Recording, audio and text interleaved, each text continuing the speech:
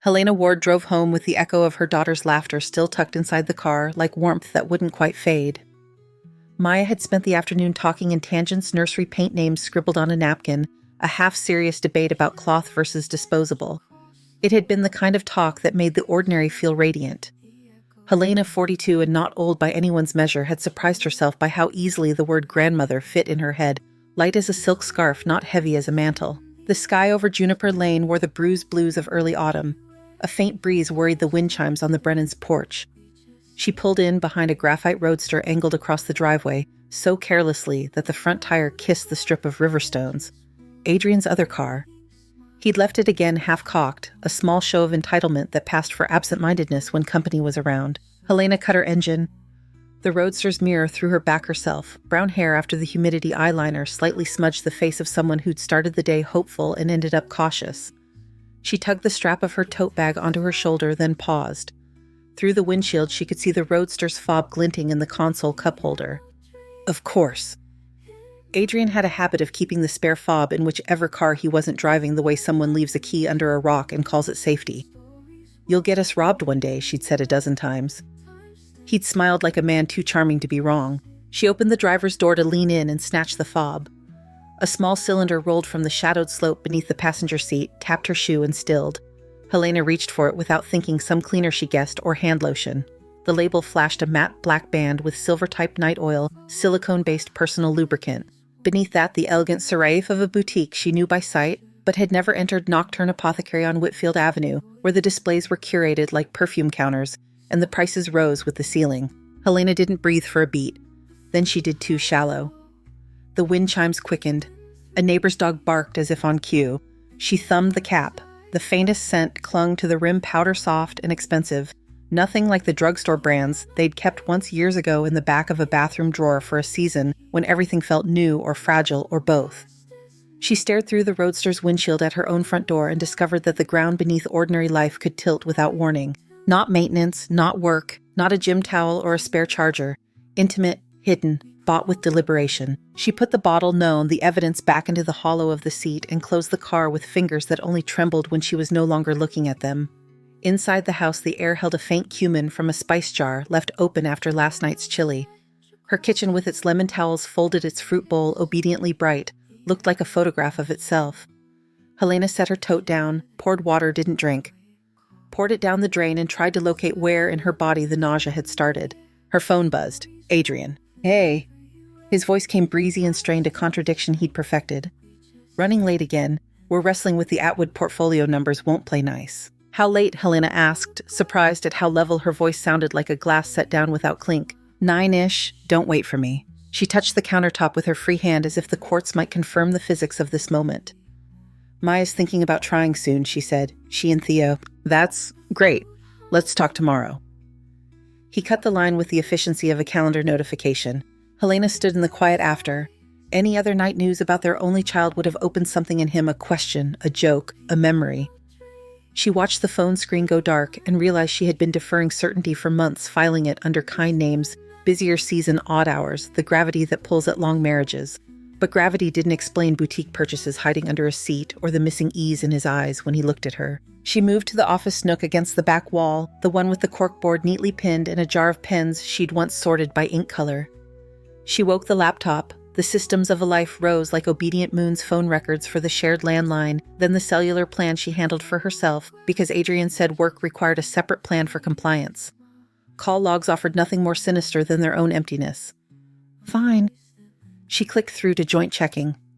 She had learned the household years down to their signatures, property tax in January, the insurance in April, the grocer in spreads that rose with guests. Something rippled. A recurring cash withdrawal flag popped where she hadn't trained herself to look, $280 nearly every Thursday evening for the last 8 weeks. Thursdays were Adrian's league night, which meant sweat-wicking shirts and a gym bag tossed into his trunk. The withdrawals came at an ATM 2 blocks from a row of restaurants with back entrances and valet stands. She leaned in until the screen fogged her breath. She scrolled backward. Charges that didn't belong to their shared map dotted the ledger, Lyre and Finch, a wine bar she'd never visited. A florist not used since their 10th anniversary. A charge at a boutique hotel that might have been a business lunch if business lunches came with overnight valet. Her jaw worked, but she didn't feel the anger she'd expected. She felt the narrowing of a lens. Here was a shape at last. The garage door rumbled open. Helena swiped windows closed, the cursor slipping once as it always did when she hurried. The oven door squeaked as she pulled it open to make the kitchen look less still. When Adrian stepped in dusk draft at his back, he paused as if he'd entered the wrong house. "You're home," she said, casual as a weather comment. "Langley pushed the meeting," he said. "Lucky break." He kissed the air near her temple and moved past her to the fridge.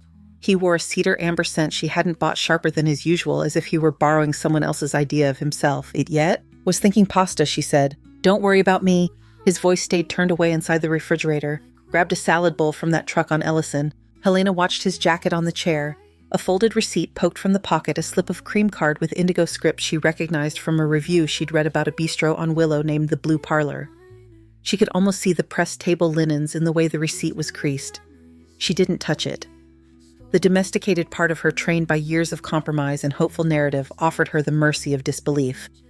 The part of her newly awake declined it. Later, as water hammered in the upstairs shower, Helena lay on her side of the bed and traced the pattern in the duvet with a fingernail as if she could worry the fabric thin and read the mattress beneath. The Roadster sat in the garage with its sleek, indifferent face. The small black bottle waited in the dark. She thought of the day not as chapters, but as rooms in a house she no longer knew her way around. Helena had always believed she was better with facts than with fury. She was the one who balanced the books at the end of the month, who remembered the warranty window on the washer, who could make a list clean enough to calm a room. The instinct that rose now was not to storm or to plead. It was to see, to learn where the edges were, to name the shape she'd sensed, and then verify it until it could not be denied. She got up, padded back to the office nook, and opened the browser again. This time she set alert filters on the account, gentle alarms she could read without his noticing, daily spend summaries routed to an email he never checked because it was old and unimportant. She took pictures of the ledger with her phone photos tucked into an album whose banal name, Paint Ideas, made them look harmless. She copied down the ATM location into a notebook that lived beneath their takeout menus.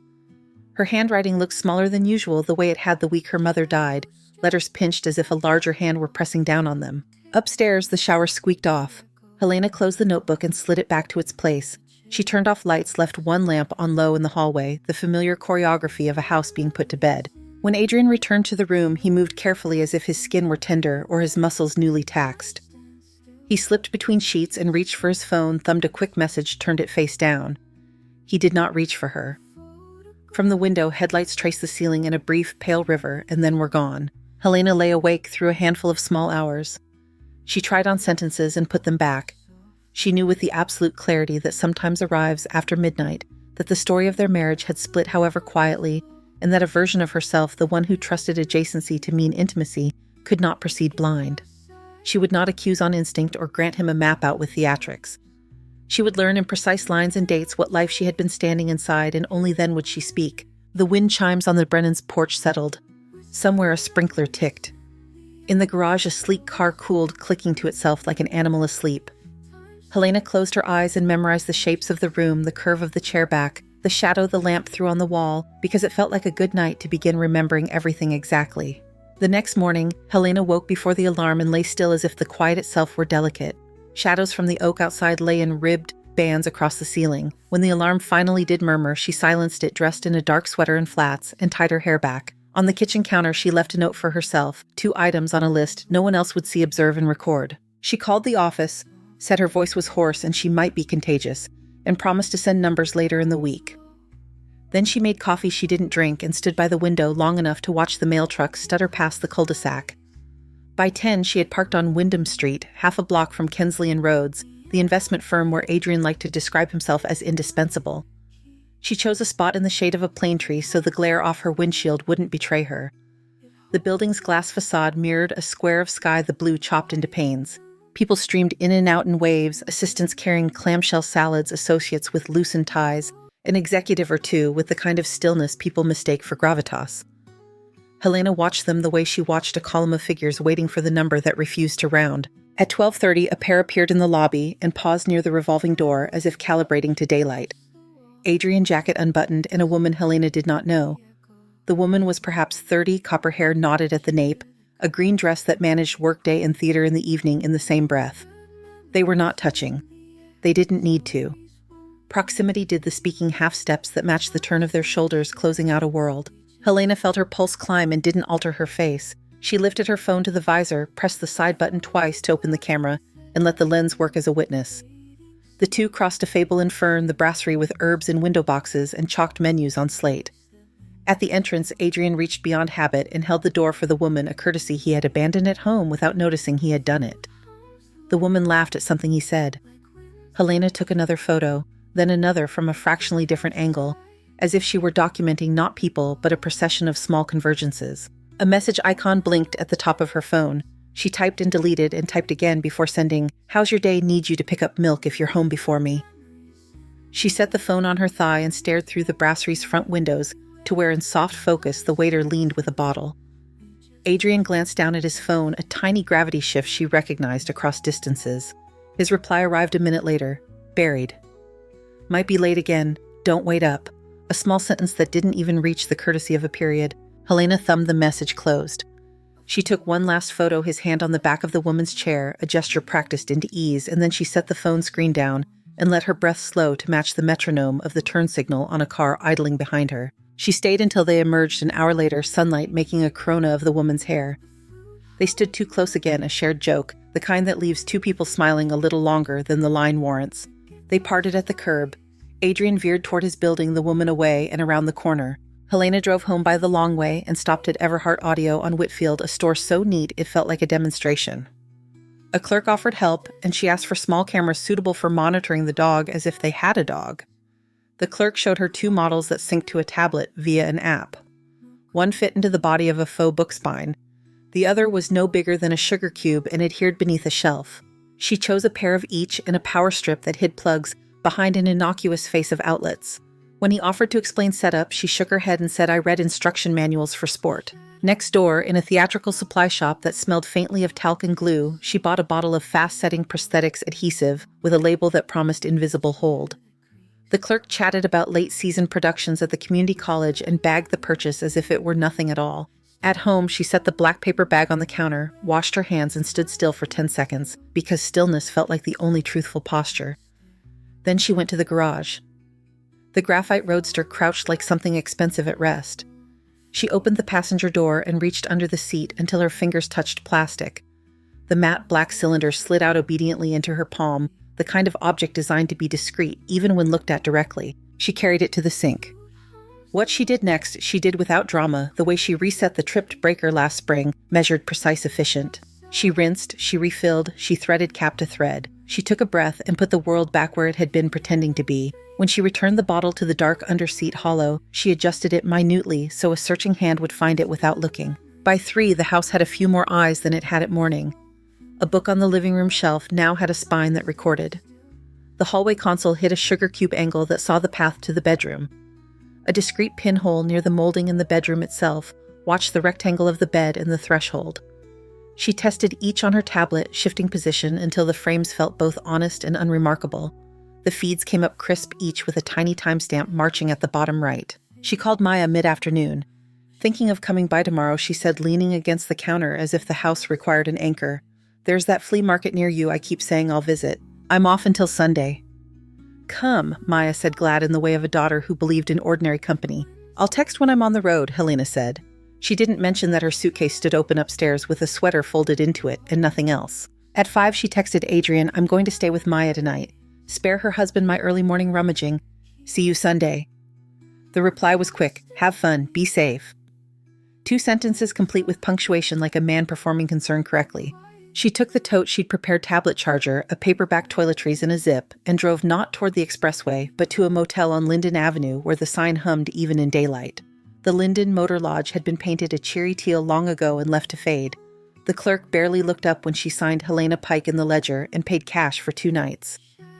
In a room that smelled satisfyingly of clean, she set the tablet on the desk open to the 4 windows of her home and sat with her hands folded as if waiting for the start of a meeting.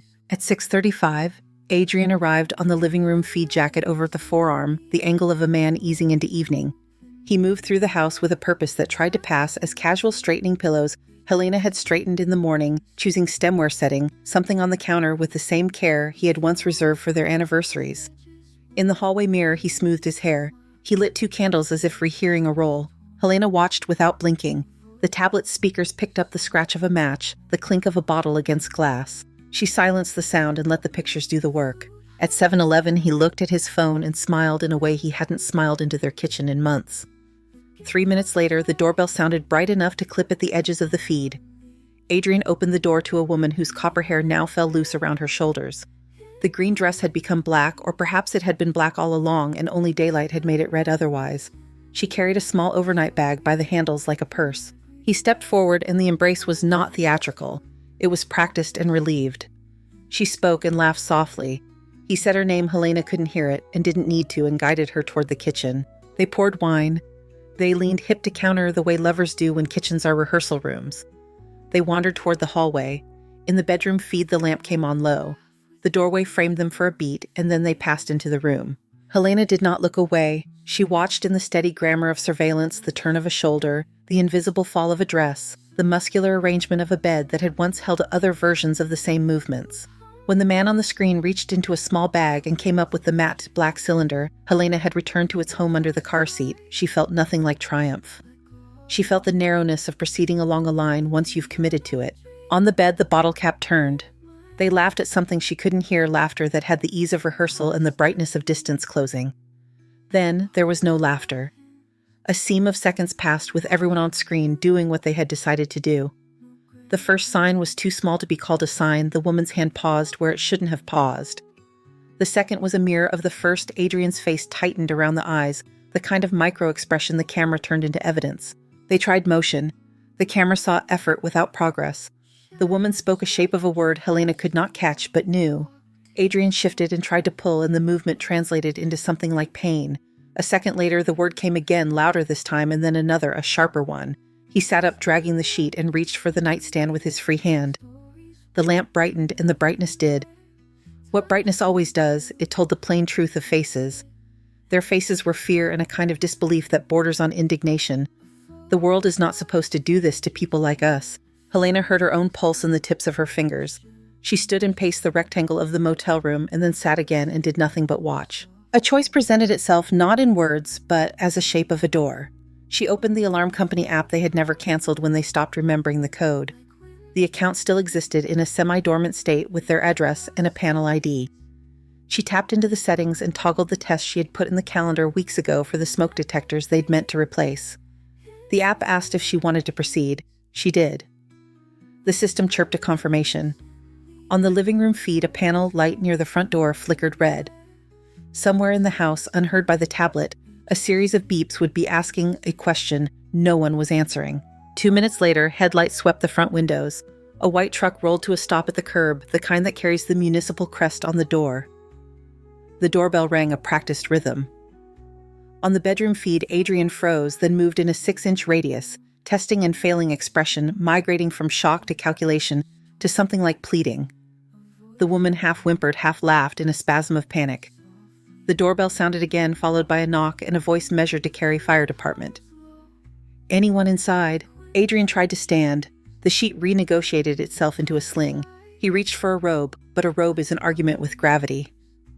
In the hallway feed, Helena watched the two of them arrive at the threshold, bound not figuratively but literally, the way a cartoon exaggerates a truth to make it legible. He angled himself behind the door, opened it 6 inches, and said through the gap, "We're fine. False alarm. Sorry to waste your..." The voice outside stayed trained. "Sir, we still need to step in and confirm. Protocol." He tried to argue protocol with protocol, and the argument lost. The door opened wider. 3 uniformed firefighters stood on the porch in visors and yellow stripes, their faces going through the brief civic theater of recognition, restraint, and a return to task. The lead asked if there was anyone else in the home. Adrian said no with a strain that turned the vowel into a second syllable. The woman made a sound and tightened her grip on the sheet. "Any smoke, smell of gas?" the lead asked, keeping his gaze heroic and level with the doorframe. "No," Adrian said, the consonant catching. There's no..." "Mind if we look?" the lead repeated, which is the same as not asking. They did not mind after all. The trio fanned through the living room and kitchen, eyes doing work while pretending not to see the thing they could not help seeing. One of them thumbed his radio and dispatched a sentence Helena couldn't hear. When they returned to the door, the lead shifted to a different script. "We're going to call for medical," he said, deliberately unspecific. "Best to have someone take a look. To Av. Adrian closed his eyes the way a man shuts a file empty of good options. Fine, he said, and the word was a flinch. The hallway camera caught the paramedics' arrival 15 minutes later. Blue shirts, calm voices, the soft authoritarian choreography of people who move crises through thresholds. They spoke in a low band of sound Helena couldn't pull from the air. They draped a blanket with a generosity that was also strategy. They debated angles and leverage and modesty and pain management and found the narrow corridor where the words overlapped. Getting them to the gurney took the kind of negotiation reserved for furniture up a stairwell. The two were turned and tilted, gathered and guided, and finally the blanket swallowed the shape enough that neighbors glancing through curtains would see less than there was to see. The front door widened to a rectangle of night in which porch lights had multiplied. The Brennans, the Finches, the couple on Juniper with the tiny dog, and the loud opinions because light does what light always does in neighborhoods. It arrives when there's a siren to receive it. They went out into that light. The paramedics lifted as one. The blanket shifted but held. The gurney legs snapped with a clean mechanical sound. The back doors of the ambulance opened on stainless steel that reflected faces and did not keep them. The doors closed. The world reduced to reflection again. Inside the motel room, Helena's tablet now showed an empty bed, a hallway where a blanket had just been a shape, a kitchen with candles burning themselves into shorter versions. She sat very straight in the chair and then not straight at all. The motel's air conditioner clicked on and cut off and clicked on. She muted the feeds. The room settled around her with a weight that was not quite silence. She washed her hands at the tiny sink for longer than the water's heat merited. In the mirror, she met a woman's face and did not search it for anything but sameness. Back at the desk, she organized what existed photos on her phone arranged in an album that would look at a glance like vacation. A folder on the tablet where the clips had saved stamped by time. A small notebook where she wrote 3 lines in the same small hand she'd used the day before. She closed the notebook, powered the tablet screen down to a low glow, and lay on the bed without taking off her shoes. The ceiling stain above the motel bed was the shape of a map missing its legend. Through the wall, a television murmured a sitcom's laugh track imprecisely timed. Tires hissed on Linden Avenue where the road had been slicked by a sprinkler. In the house on Juniper Lane, a candle guttered out. Another followed. The panel light near the front door returned to green. Helena let her breathing match the air conditioner's mild persuasion, not slower, not faster, only steady. The room went dim, then dimmer. She kept her eyes open until light had nothing left to name. Helena woke with her cheek against the motel bedspread and the imprint of its woven diamonds faint on her skin. The room smelled like cool Freon and something lemon that didn't belong to any tree. For a few seconds there was nothing in her head but the neutral hum of the air conditioner. Then the previous night returned with the clarity that follows a flash images. Rather than sentences, the clean hinged sound of the gurney legs, the rectangle of light in the doorway, the blanket that became a shape. Her phone face down on the nightstand buzzed once then again. She turned it over. 2 missed calls from Adrian, both near midnight. A text time stamped 2:17 a.m., late night at the office, staying here to finish. Don't worry. She stared at the message long enough for the letters to lose meaning, then set the phone beside the tablet and took a breath that went all the way into her ribs. In the mirror above the sink, she loosened her hair and retied it. Her face looked like itself, which felt like a kind of order. She showered under low pressure and dressed in the same sweater, then slid the tablet into her tote. On Linden Avenue, the early light had the thinness of morning after sprinklers. She checked out with a signature that wasn't hers and a thank you that was. The drive to Maya's apartment cut under the freeway and along a row of sycamores with mottled trunks. Helena parked behind a hatchback stippled with grocery store dings and climbed to the 2nd floor. Maya opened the door before the knock had finished being a knock. Mom, she said, stepping into a hug, so complete Helena could feel her daughter's heartbeat. Maya's hair smelled like rosemary shampoo and dryer heat. You didn't text when you left. Are you okay? I'm here, Helena said, which was either an answer or a place to stand while one formed. She looked past Maya into a living room that wore newness like a freshly ironed shirt, cheap rug plant, with leaves too green for reality, a couch that had ideas above its price point. On the wall, 3 frames a photo from a camping trip, where the river looked colder than the smiles, a graduation picture with mortarboard at a jaunty angle, a print of a lighthouse at dusk. Tea, Maya asked, already filling the kettle. Theo's at a Saturday shift. He'll be home by noon. Helena sat at the small table with its nick in the varnish near the salt. Her hands found each other and interlocked as if rehearsed. She had thought the telling would arrive in a tidy paragraph, like numbers balanced at the end of a month. Instead, it came in pieces the way rain begins a sentence about hours, another about distance, the little signposts she'd ignored because she didn't want them to be signs. She did not describe the bottle, She did not describe the camera angles or the way faces look under a direct lamp when pretense burns off. She let the outline be enough. Maya listened the way daughters listen when they have been taught that their mothers are steady. Her expression moved through disbelief to understanding without stopping to pick up anger. When it arrived clean. "He's seeing someone from the firm," she said softly, making it a statement so Helena wouldn't have to. "Yes," Helena said. The kettle clicked off with a small metal thought. "And it's not new." Maya poured water over 2 bags and turned the cups so the handles faced the hands that needed them. "You've been carrying this alone," she said, not asking. "Just naming a weight? Why didn't you tell me sooner?" "I wanted to be sure of what my mouth was saying," Helena answered. She met her daughter's eyes and found the same shape there from toddlerhood, the plea to be believed and the reflex to believe. "And I didn't want to watch you lose faith in your father if I was wrong." "That part isn't yours to prevent," Maya said, but the gentleness in her voice kept the sentence from rebuke. She reached across the table and covered Helena's fingers with her own. "Are you?" She stopped and tried again. "How are you in your body? Are you eating?" "Did you sleep?" "I slept." It wasn't a lie. Sleep had happened to her the way weather happens. And I had coffee that tasted like cardboard, which is how you know it was hotel coffee. Maya's laugh was small and grateful to exist. It opened space. "Do you want to stay here tonight?" she asked. "We can go to the farmer's market in the morning, or we can sit on the couch and look at baby names we'll reject as too adorable." Helena traced the nick in the varnish with her thumbnail. "I may need to go home later," she said. The word home felt like a mouth trying out a vowel, "but I wanted to see you before I—" She let the sentence trail into the steam rising from the tea. "I wanted to see you." Maya nodded acceptance as practical as a blanket. They sat together in the kind of quiet that can carry weight without breaking. When Helena's throat suddenly closed, no advance signal. Just the body's decision to release Maya slid her chair around the corner of the table and held her. It wasn't the sound Helena had imagined she'd make if she ever cried about Adrian. It was smaller, like a hinge being asked to move after too long. She didn't notice when her cheeks went wet. She noticed when the shaking stopped. "I'm here," Maya said into her hair. "I know," Helena said, and she did. By late morning, Theo came home with takeout containers that smelled of charred peppers and sausage. He saw Helena's face, saw Maya's hand on Helena's back, and lifted the bags onto the counter without putting the question in the room. He poured 3 glasses of water and handed them around, then occupied himself with a drawer until the quiet settled into a kind of furniture. Helena ate because 2 people she loved had put food in front of her. The peppers were sweet hot, the sausage a little fennel. After Maya insisted she take the bedroom for an hour and lie down. Helena complied not because she was tired, but because she recognized the usefulness of a flat surface and a door that closed. She woke to sunlight at an angle through gauze curtains and the low music of a neighbor's television.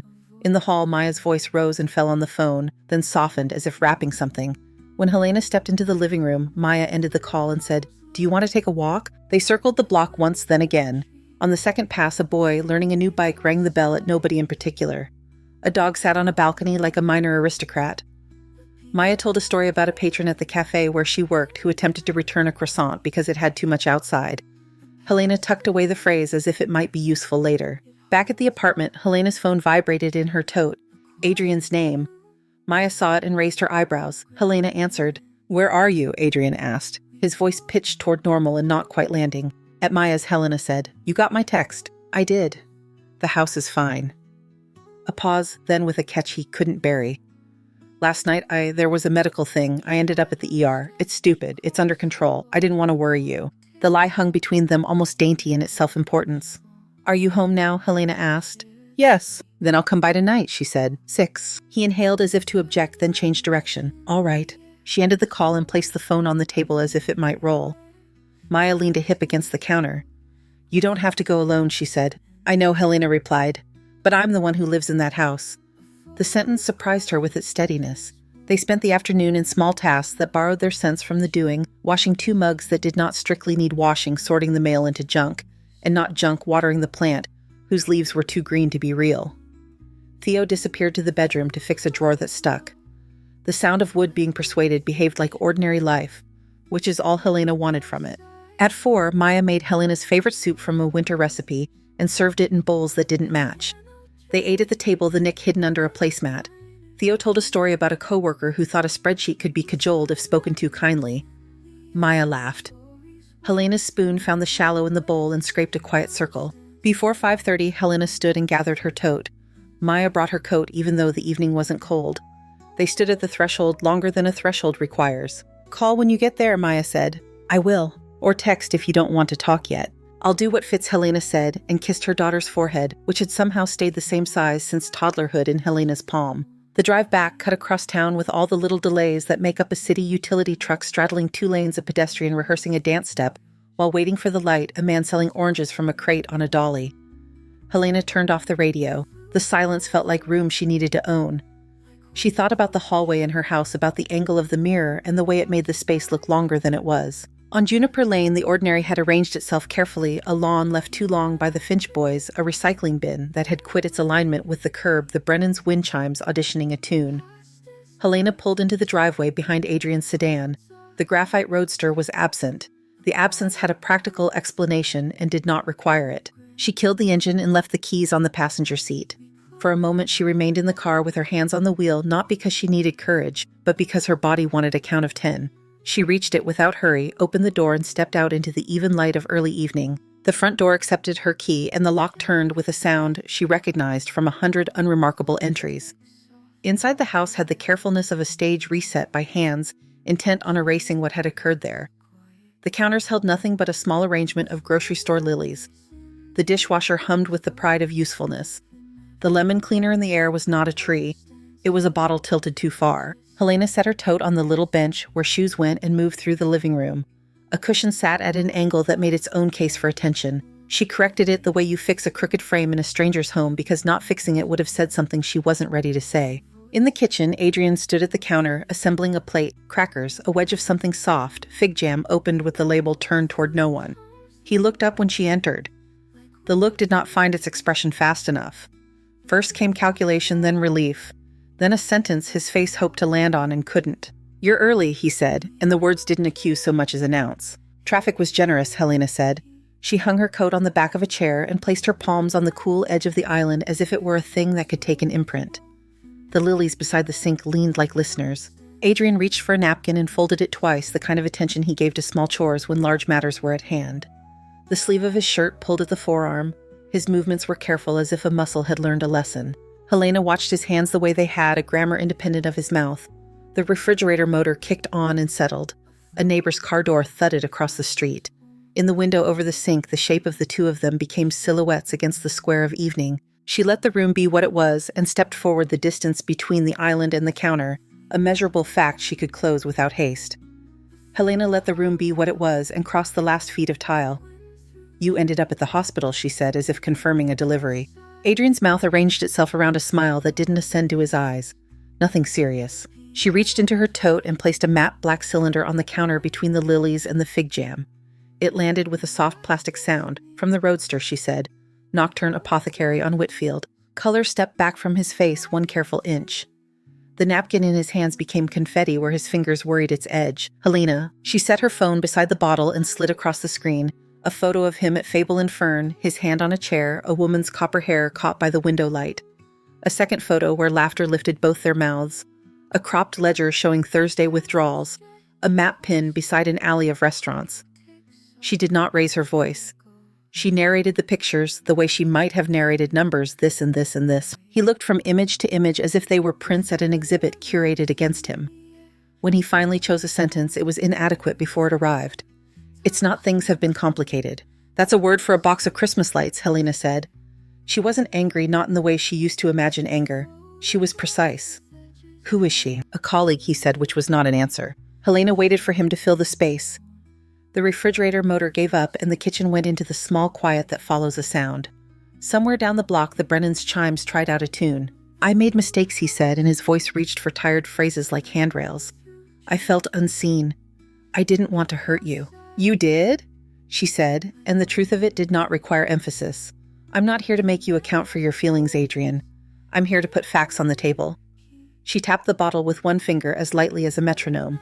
"Including this." He swallowed. "I don't know what you think that proves." "It proves purchase and intent," Helena said. "But it also proves something else." She met his eyes. "I replaced what was in it." He stared, and in the beat before understanding arrived, he was the man he'd been at 25, certain the world would excuse him because it usually had. Then the meaning came, a rush that pulled his mouth into a hard line. "You God, Helena. Do you understand what—" "I watched you," she said. You were careful with the blanket. The paramedics were kind. She said it plainly so the room would not pretend it hadn't happened. You're alive, so is she. Now we can speak without euphemisms. He set both hands on the counter and bent his head the way a man bends his head to a sink, bracing at cold water. When he looked up, rage had shouldered its way through whatever else he meant to show. You humiliated me. You humiliated yourself, Helena said, and realized there was nothing left in the sentence for her to carry. In any case, the house is mine. He blinked. That's not how this works. I've retained counsel, she said, and placed a card on the counter beside the phone. It bore a name and a number in sober ink. The equity, the record of who paid what over 15 years, the account histories. I keep the house. You can keep the Roadster. Sell it if you need cash for first and last month. She gestured not unkindly toward his carefully arranged plate. Take the cheese if you like. A laugh escaped him, astonished and sharp. You think this is funny? No. Helena slid the card halfway toward him with one finger. I think it's practical. He rounded the island and stood too close, then thought better of it and stepped back. I want to fix this, he said, and there was something human in the way the plea missed its target and still tried to fly. We can do counseling. Counseling is for two people facing the same direction, Helena said. She picked up the bottle not to keep it, but to make the counter clean beneath it, then set it down again. I spent last night learning the shape of the room I've been standing in. I can see its dimensions now. I'm not staying inside it. He seemed to search her face for some older version of her that might still be persuaded. He didn't find her. His shoulders dropped. What do you want me to do right now? Pack, Helena said. Tonight if you can. Tomorrow morning at the latest. Text me when you're gone. Leave the keys on the hall table. He nodded once, not in agreement, but in concession to momentum. Where will you go? To Maya's, she said, because the truth was not fragile. She already knows you're seeing someone. Pain flashed about Maya, not about Helena, which somehow made it easier to look at. How did she take it? She's not a child. He looked at the lilies as if their neutrality could be borrowed. Helena, he began, and let the name be both apology and request. I'll be back tomorrow evening, she said. I'd like you to be finished by then. She left the bottle on the counter. She left the card. On the way down the hall, she straightened the frame that always tilted because the nail in the drywall had been set in an impatient mood one Saturday years ago. She picked up her tote and her coat and opened the front door to the measured noise of early evening. Out on Juniper Lane, porch lights had begun their staggered appearances. A bicycle's chain clicked. The air smelled faintly of cut grass. Helena got in her car, placed her palms at 10 and 2, and backed out with the care of someone who knows exactly how long the driveway is. Legal papers are unremarkable until they aren't. 2 months later, signatures settled themselves in the right rectangles, and a clerk stamped a date that turned a life into before and after. Adrian moved to a rental near the river, and then the following spring to a different city. The Roadster disappeared from town the way expensive things sometimes do, quietly, as if they know noise would spoil the effect. Helena did not announce anything to the house. She changed the hallway paint from a beige that always looked apologetic into a clean, soft gray that owed nobody an explanation. She replaced the duvet. She boxed what wanted boxing and donated what should find other rooms. She kept the blender, the books, the little blue bowl for spare keys that had no job now and kept one anyway. Work pulled at her in a way that did not bruise. The firm put her on larger accounts. The numbers obeyed. She took lunch at her desk or in the small park behind the building where the benches warmed quick in sun. On Saturdays, she drove to Maya's with rosemary and lemons and good olives. Theo learned the difference between a simmer and a sulk. When Maya laughed, Helena recognized the early years version of that laugh and banked it with the things worth saving. The first autumn after a small knitted cap came into the world with a head inside it. Nora had a cry like cellophane and fists that could turn a room to prayer. Helena sat in a hospital chair with the softness of the hat against her wrist and discovered that time can make room for new weight without asking permission of the old. 3 summers passed in the tally a calendar understands. Holidays, a little trip to the coast that introduced Nora to gulls, a late frost that scolded the hydrangeas, and in the deeper measures, a person keeps quieter. The house learned her footstep alone. The mirror in the hallway returned an unstartled woman. One Saturday, when the heat had the courtesy to hold back until noon, Helena took Nora to the playground 3 blocks from Maya's. The slides threw silver light. The swings carved ellipses in the air. Nora wanted every ladder at once and then wanted a cookie.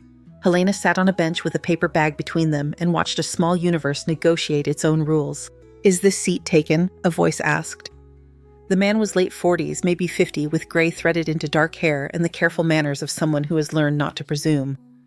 He gestured to the other end of the bench. "It is now," Helena said, shifting her tote to make room. He smiled without performance. "I'm Graham," he said. "My grandson is the blur in the red shirt. He's convinced swings are a profession." Helena nodded toward Nora, who was very busy with the concept of crumbs. "I'm Helena. This is my granddaughter Nora.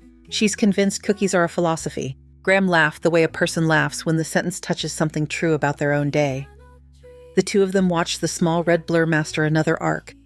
He glanced at the paper cup in his hand. There's a cafe on the corner that puts too much cinnamon in everything, he said. It's a flaw I respect. If you ever feel like respecting it too, I'd be glad to buy you a coffee.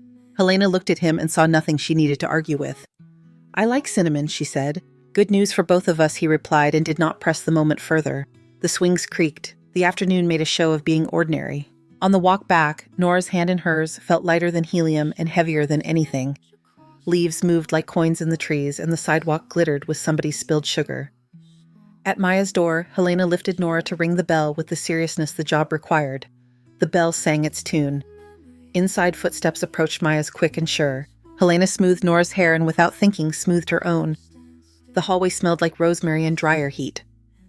When the door opened, the smiles came easy and all at once, as if they had been waiting right there under the skin. Thank you so much for listening to today's story. If this story resonated with you or made you reflect, I'd love to hear your thoughts, so feel free to share them in the comments below. And don't forget to like, subscribe, and hit the notification bell so you won't miss the next story. I'll see you next time as we continue exploring more journeys and lessons together.